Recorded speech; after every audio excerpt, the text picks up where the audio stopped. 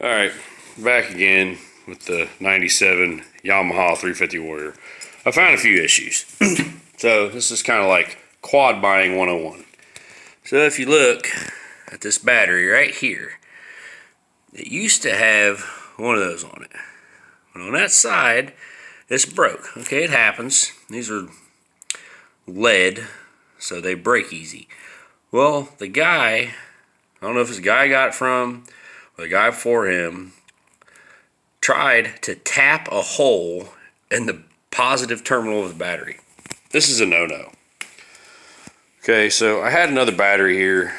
It's not exactly the right size, but it works. I checked the charging system, and the charging system pulls about 14.5 volts when it charges. So I got a small battery, had to pad it out with something so it didn't rattle on, but now all the terminals are tight. You used to hit this switch right here, and you would hear it clicking back here by the battery. That was the positive terminal not fully connected, and it was arcing a little bit. So there's that. And I rode it for about 4 hours. This clip on the master link came off, lost the outside piece, bent the link out, so the chain come off like it broke, but it was just a bad link. So more than likely, I'm just going to replace the chain, put a brand new chain on it with a master link I know is the right one, then be good there. The tires are brand new, so I ain't got no complaints there. The front left brake, one of the pads is completely worn down to the plate. So when you jack this thing up and spin the tire, it stops very shortly after you spin it. The other side is fine, but this side, I need new pads. Hopefully it didn't ruin the caliper, because heat makes calipers mess up. So I might just get a whole new caliper for it. It does have a full skid plate right there, all the way under, back. Here's that plate right here, and it goes back to here. The only thing it doesn't have is a skid plate under the rear end. You just got this factory bar here, which is, look, it's got a broken weld. So I might get the skid plate that fully covers it. They also have a sprocket saver that sandwiches both sides of this, and it comes up a little bit higher than the chain. I think it's made out of carbon or some kind of fiberglass, some kind of resin, supposed to help with that, so you don't get a bunch of mud and nasty stuff in there. And then I got to get a new cover for the front sprocket. So when you're buying a quad, you want to look for certain things. This air box right here, as you can see, is missing the bolt that actually bolts it to the frame.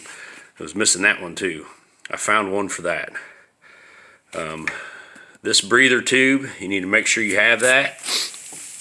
If you look in here, there's this clamp right there. Well, the whole bottom of this boot was separated from the carburetor, so it was sucking air in right here. About 70% of the air was coming from the box, the other 30% was coming from the outside elements. And when I went riding, we were through mud, dirt, water, and that's bad. You don't want to suck any water in there, you don't want to suck no mud. So those are the things you want to look for. Every time you ride, you want to make sure that your studs are tight. Check them, because these things rattle. But here, this thing, the exhaust gasket coming out of the head, whoever put it in wrong, squeezed it to where it's not round anymore, and it had a crease in it. And it's made out of some kind of lead material. It's about 1/4 inch thick. So it's a crush gasket. When you tighten up, it squeezes. Well, they messed that up, so I got to get a new one of those. They kind of made a mistake. They painted this frame. It looks like they used spray paint silver. I don't understand that. If I was going to paint it any color, if I had the whole thing apart, I'd paint it black. Other than that, the thing fires up. It runs really good, except for that exhaust leak. I'll fire it up for you. Make sure it's in neutral.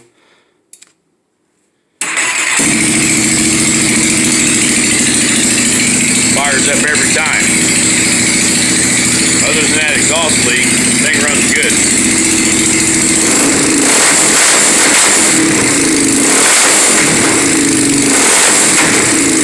Got a little backfire to it. I think that's the exhaust leak.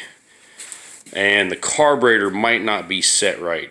I need to adjust the screw on it. The only problem is most of the screws are either here, that would be your fuel screw, or back here behind the carburetor, in between the carburetor and the air box, would be your air screw.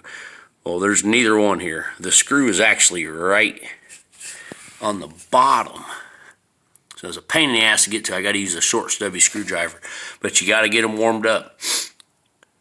Then once they're warmed up, then you start adjusting it.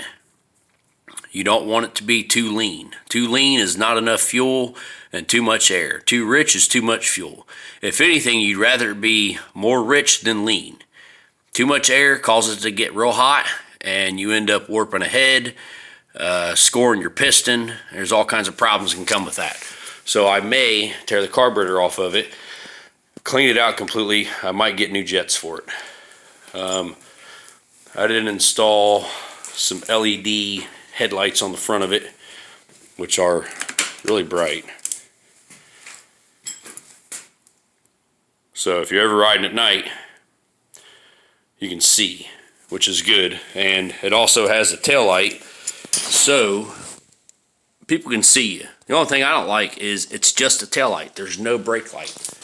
So it'd be nice if it was a brake light so people could see you stopping, because you do not want to be out on a trail and slow down and have somebody run into the back of you.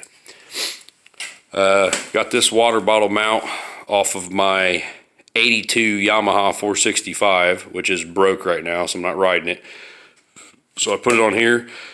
You can use this bottle for water or any other beverage of your choice. Or if you needed extra gas, you could use that for gas. So quad buying 101. Make sure you check all these things before you buy something, because it's a bargaining chip. Thanks for watching.